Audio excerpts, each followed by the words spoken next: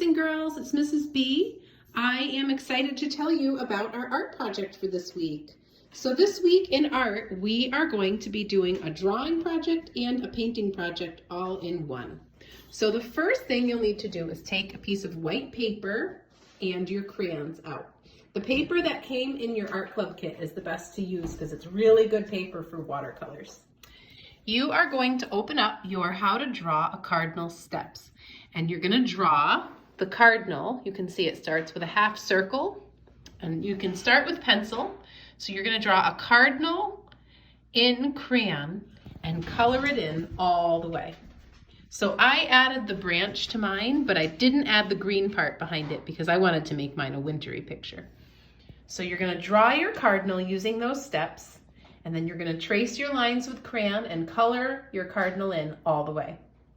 Then you're going to take out your white crayon and draw some snowflakes on your white paper, and you're not going to see them right away because the paper's white and the crayon is white, but when you add your watercolor, your snowflakes will show up.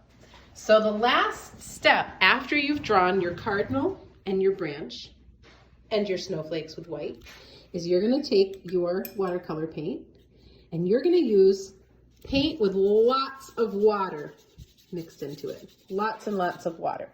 The trick to this part of the project is you have to have really wet paint. So I'm painting a little paint on there, and then I'm really spreading it out with plenty of water all over. And I don't have to be too worried about getting it on the cardinal. I'm not going to paint over the whole cardinal, but I don't have to be too worried if it gets close to the edge because the wax of the crayon repels the watercolor paint. So I'm painting, and after I do a section while the paint is still really wet, I'm going to take some regular old salt that you would use for cooking and eating, and I'm sprinkling just a teeny bit. Not a lot, just a little bit.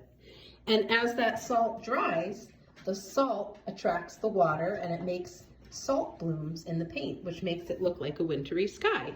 So as you paint little sections of your background, you're going to sprinkle just a teeny bit of salt on your wet paint. It's really important that you do it when the paint is still wet and shiny so that the watercolor can absorb the salt, or the salt can absorb the watercolor paint, and you get that beautiful bloom design in the background.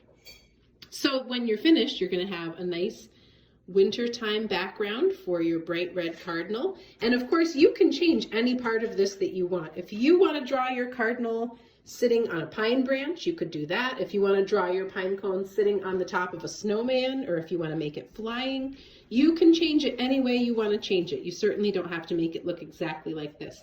But I thought this was kind of a nice how to draw a cardinal beginning step for anybody who wasn't sure where to start.